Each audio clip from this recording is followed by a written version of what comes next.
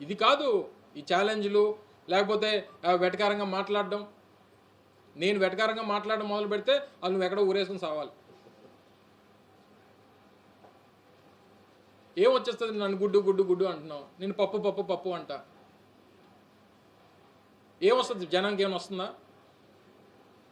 నీది paid publicity, నీ paid trolling అనేటువంటి తెలియదు ఎవరికి. నాకేమీ రాయడానికి ఆ టైము ఈ టైము ఏ టైము లేదు నా దగ్గర.